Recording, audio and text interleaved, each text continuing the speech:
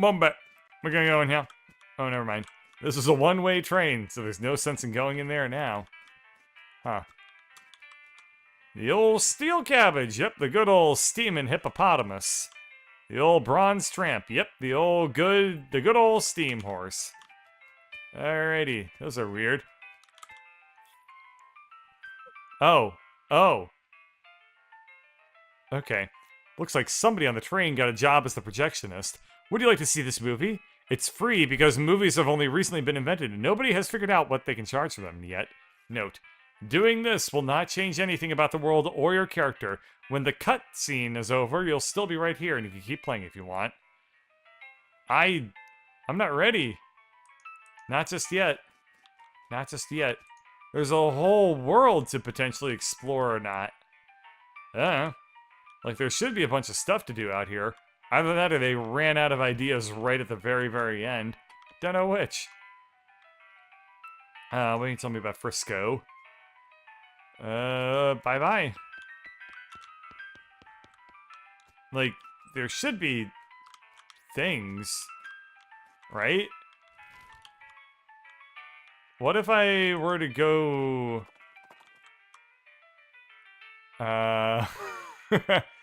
Hello, look, sculptures I am making. You are buying an art, yes? Well, buying an art or killing? Talk to it, goblin tongue. Buying art now. How much for one of these art?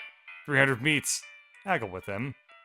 Buy a driftwood shield? Okay. I got some armor. Neat.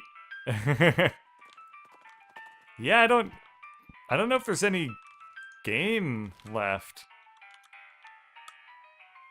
Could it really be that I've done everything and that the actual far left coast of the world here is just full of nothingness? Could it be that I've actually just done everything? I mean, I feel like I've done what amounted to the final boss of the game here, but I can't help but feel empty inside. I don't know. Well, show me the final cutscene, I guess. Some folks say endings don't matter. But other folks, they like to know how things turn out.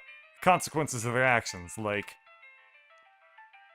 With the trains running again, Frisco thrived. People came from all over to seek their fortunes, but thanks to you, they didn't have to do it while on fire because some cow attacked their wagon.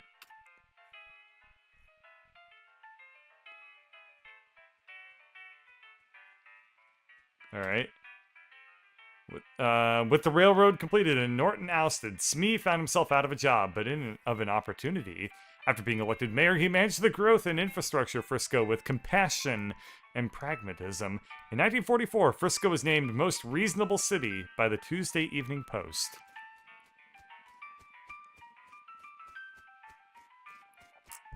Is there City Hall? With Smee right there. This was up to me. I made this happen.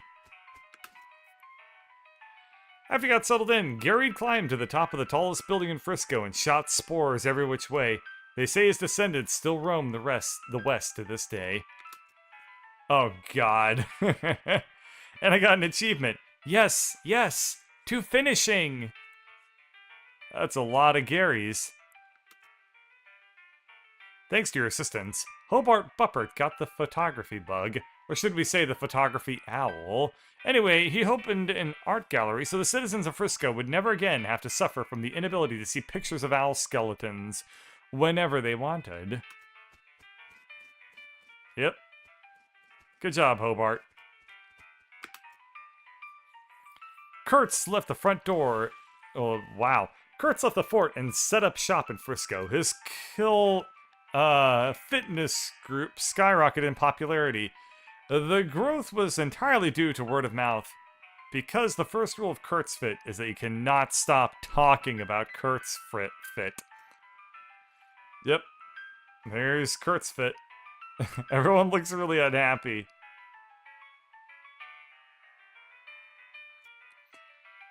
With your help, the professor gained enough knowledge about El Dorado technology to start building his own. He opened a very successful consumer technology store in Frisco, and for decades, people spent all their time staring at little computers in their hands instead of talking to one another. Oh, God. El Vibrato. The musicians he sent to Dirtwater formed a band called Bread Zeppelin. They mostly did songs about skeletons. They were great.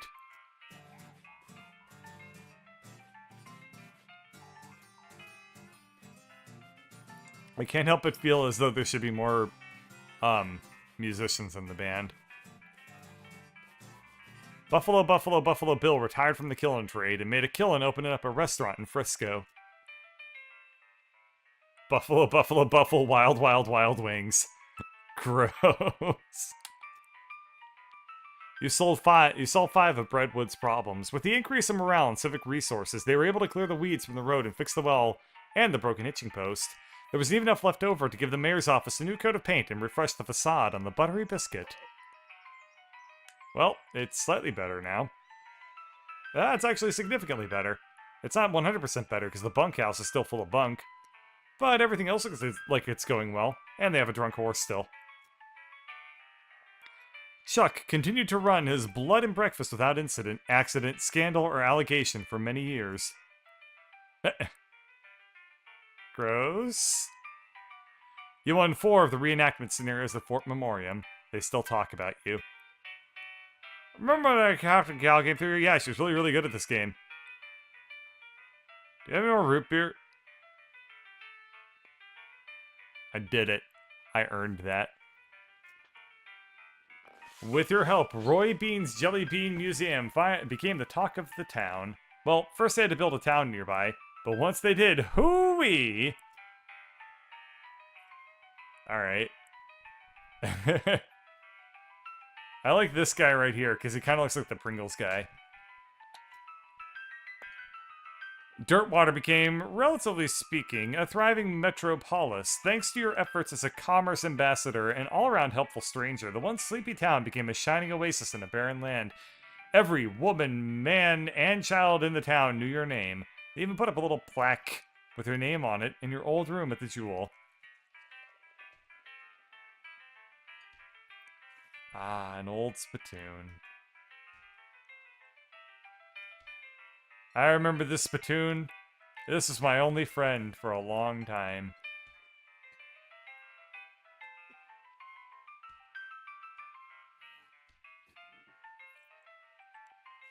I don't know if there's anything else to say about this area. Cool. As for you, after your adventure, you settled in Frisco and bought a very long, very narrow house.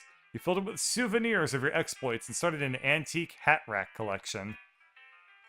When you left home, you told Rufus you wanted to seek your fortune. You ended your adventure with 18,753 meat. Enough to turn a few heads at the country club, but mostly so they can turn back around and make fun of you under their breath. So I'm missing some hats still. I'm missing a lot of hats still. Dang, I'm missing a shitload of hats still. Each one of these empty hat racks is a blemish of my inability to actually play this game correctly. Oh, there's a spittoon hat at least. I got that going for me. In 1906, all the remaining cows in the West were simultaneously activated by some kind of signal from hell. They thundered east, forming a gigantic single-minded herd, led by the infernal sadist, David Duke Bavicus. The cow army thundered east toward Dirtwater. Oh no. Oh no, I never stopped the cows. Fortunately, a gang of rodeo clowns swept in at the last minute and slaughtered the herd just before it reached Dirtwater. Unfortunately, all the townsfolk of Dirtwater had a hard time sleeping for pretty much the rest of their lives. Seriously, it was a grisly sight. 420 years later, deep beneath the ground, ancient machines silently stopped doing the thing they were built to do. It's probably fine. You and everybody you know are dead by then, and most of humanity has gone to space. Still, though, it's a shame about the planet. There were some cool bars there. Oh, I guess I never worked on the El Vibrato quest all the way through.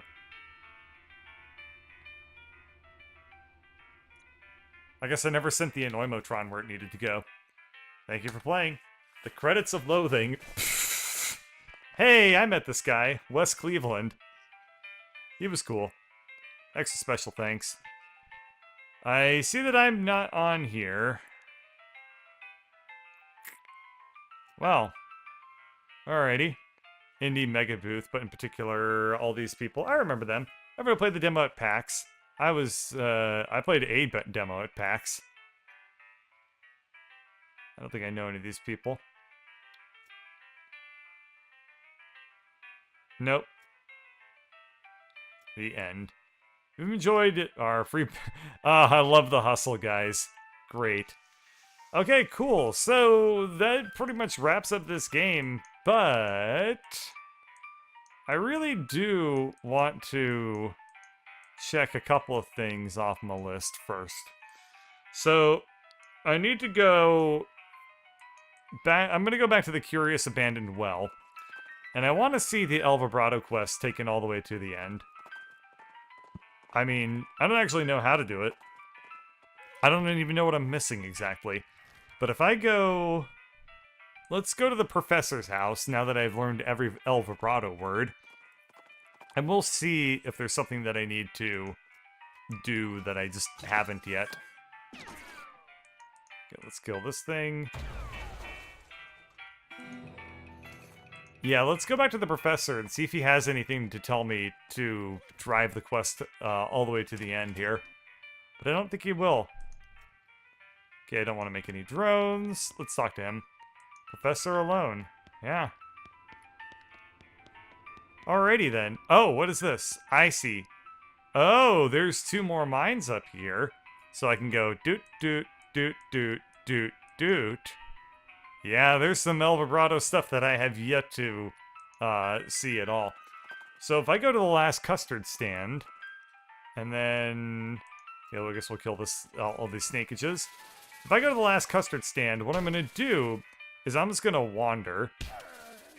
And I think that if I wander, I will be able to potentially find some more locations on the left side of the map. And then that will help me get through this. This is going to be kind of a rough fight, and I don't... Shit. This is going to be a really rough fight. But I also have dynamite, so here's what we're going to do. I'm going to dynamite this guy to death.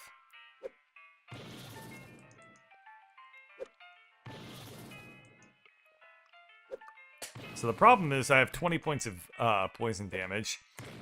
The solution is that I can dynamite a whole bunch of things.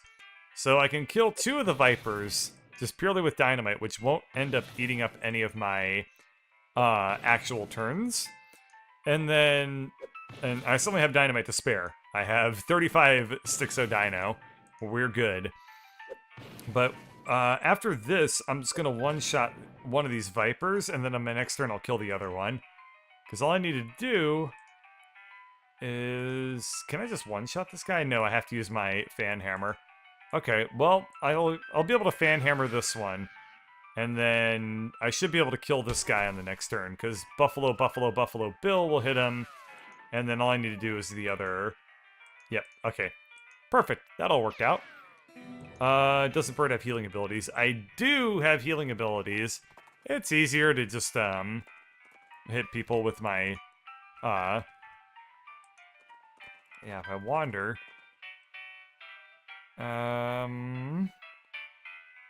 Campfire, check it out. I guess you have a point.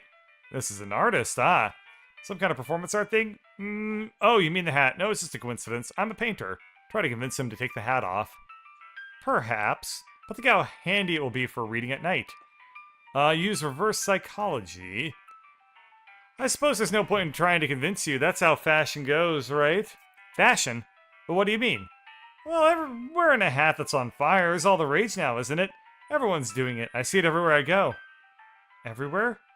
Sure, there's even a milliner in town that's selling them pre-burning, so you don't have to light them yourself. Is something wrong? The man wordlessly removes his burning hat, hands it to you, and walks away. Cool. Well, I gained 1 hat. I'm making my Team Fortress 2 player very proud. Jeweler's Cabin. Check it out now. Alrighty, there we go. This could work out well for me. Huh. This is the goblin's bed? Maybe? Alrighty, this must be the assistant's turlet. It doesn't have enough rusty scrap metal bolted onto it to be a goblin turlet. Flush it. 90 XP. Eyebrows are getting kinda wild. Pluck 'em. 5 EXP. That's better. Oh, hello, a customer. Why, hello. Welcome to Master Gerald's jewelry shop. Hello, are you Master Gerald? Oh, no, Master Gerald is back there at his workbench. I'm his assistant and translator. A goblin jewelsmith. You're betting your britches, missy, and not forgetting it. Oh, that was the wrong person. He says that's right, the finest jeweler in the territory. Well, what do you know? I don't see anything on display, though. Mr. Gerald only does bespoke work. If you bring in a sufficiently valuable gemstone, he'll craft into a fine ring for you for free. No trash rocks. Well, here's what I've got. I got a lot of cool things. Effluvious Emerald. Plus 3 AP and plus 5 speed. Cool Sapphire. Plus 11 Moxie. Unbreakable Ruby. Plus 7 armor. Silicon Ring. Bah, all of trash and garbage being. Mr. Gerald apologizes, but there's nothing here he can work with.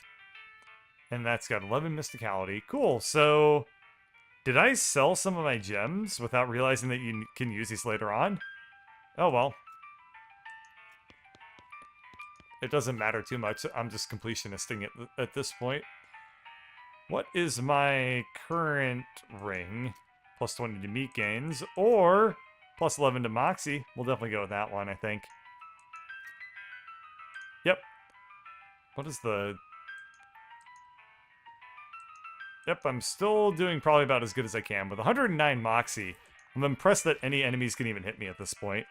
Well, let's do some more wandering, and hopefully that will reveal more locations like this one. Fort Unnecessary. Which I guess is over here. Are there any side quests in this area? I'm finding it a little bit weird that I have to wander a whole bunch to find anything. I guess that is the end game here. Somebody arranged these cannons haphazardly and left them out in the rain. Hello, sad-looking fort. It's kind of in disrepair, yeah. The soldiers here must not be very good at their jobs. Instructing soldiers to cheering up a fort. What do you think I should do next? Hooray, Captain! Wow, the day you saving it. Alright. So it's the last part of the main quest is just I watch the final cutscene. A harried-looking young woman in a military outfit darts out in front of the door as you enter. Oh no, I can't be having any more misfits in this jerk ward. You can either swear to me you're halfway competent, heck, even a quarter, and that you'll help sort out this crew of no-hopers, or you can turn it right back around and march double time. Sure, I'll help. Alright, I'm gonna hold you to that promise. Come in. I'm Captain Harriet Davenport. My name's Captain Blacktooth. What's the problem, Cap? Problems. Welcome to Camp Fubar, where all the Army's idiots and rejects are sent so they're out of the way. I have it up to my eyeballs trying to run this place. Please help these morons figure out their malfunction so they can muster out of here and leave me in peace. Give me some details. I need to talk to them individually for more information, but the brief is, we got a scout who's blind as a bat, a cook who can't figure out how to make corned beef hash on a toast, a guy who can't load a fire cannon without it blowing up or maybe shooting backwards, a guy who somehow, and I can't for the life of me figure it out, is too bow-legged to ride a horse, and a kid who was sent here because he couldn't figure out how to tie a bow tie. Oh, and just to put the icing on the cake, we have infinite goblins living in our storage shed. Wow. Okay, I begin to see the scope of your problem. Girl, you ain't just whistling Dixie. So what you do to get sent here? She can hear her teeth grinding as she growls at you. Do not ask. Okay, well, I'll just look around then. Let's use my binoculars. Oh, shucks. The guy squints real hard as you approach. Howdy. Do I know you? Your fuzzy silhouette doesn't seem familiar. No, I'm just passing through. What do you do here? Well, I'm supposed to be a scout, but I went and broke my own pair of glasses. Without them, I can't see a dang thing. Maybe these will help. Takes the binoculars and peers at you through them. Well, I'll be. That ain't half bad. climbs to the top of the watchtower and looks around. They work. I can see a dang thing. Hooray. Alrighty. Oh no. Look at all these people. They need my Birdsley help. There's a nameplate on the desk that says General What's-His-Name. Investigate. I get the Medal of Adequacy. This medal was awarded to General Francois What's-His-Name for his wholly undistinguished service. This item goes on your lapel. Is this a better item than I currently have? I don't think so. Oh yeah, this is worse than the, I have a lot more medals than this, just one little itty-bitty medal. Alrighty. Well, I will, check out the rest of these hopeless misfits next time. So thank you for watching.